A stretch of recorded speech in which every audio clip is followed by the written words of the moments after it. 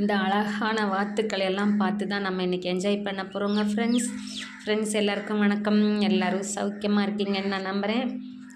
ரொம்ப busy schedule இருந்தனால video என்னால் 2 நாளாக சரியாக போட முடியல. அதுக்கு சாரி, மன்னிச்சுக்கணும். இன்றைக்கி பாருங்களேன், டக் ஃபார்முக்கு போயிருந்தேன். அங்கே அந்த வாத்துக்கள் 2-3 விதமான ரகங்கள் வாத்துக்கள் இருந்ததுங்க. அவங்க இந்த வெயிலில் நல்லா ஒரு பாண்டு மாதிரி இருந்தது, அதில் நல்லா நீந்தி விளையாடிட்டு இருந்தாங்க. கிட்ட போனதும் அப்படி மேலே ஏறுறதுக்கு பார்த்து, அதாவது அந்த கரையில் ஏறிட்டாங்க. அப்புறம் எல்லாம் குளித்து முடித்தவங்கெல்லாம் உலர்த்திட்டாங்க உடம்பை. பாருங்களேன், எல்லாம் ஒன்றா கூட்டமாக தான் நடந்து போகிறாங்க. அப்படி அந்த நிழல்லையே நின்று தான் உடம்பை உலர்த்திக்கிறாங்க. 2-3 விதமான ஸ்பீஷீஸ் இருக்குது அப்படின்னு நான் நினைக்கிறேன். ஏன்னா வித்தியாசங்கள் இருக்குது அங்கே இருந்த வாத்துக்களில்.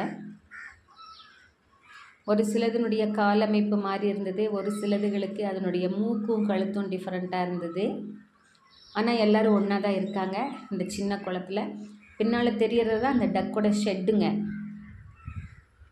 அவங்க இந்த தண்ணியில் விளையாடிட்டு சன்செட்டு ஆக மாதிரி டைமில் அந்த ஷெட்டுக்கு தானாக போயிடுறாங்க. அப்புறம் காலையில் திறந்து விட்டதுக்கப்புறமா இங்கே மறுபடியும் வர்றாங்க.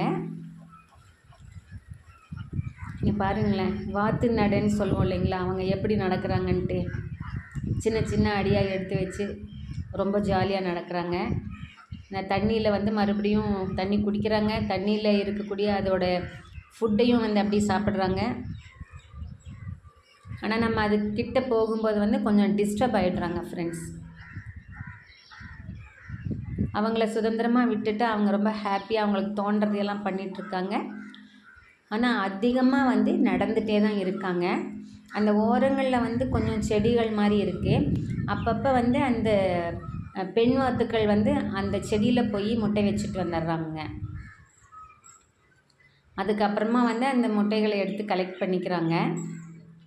பாருங்களேன், ஆக்சுவலாக இந்த பாண்டி இருக்கிறதே ஒரு தென்னந்தோப்புக்குள்ளே தென்னை மரங்களுக்கு அடியில் தான் வச்சுருக்காங்க.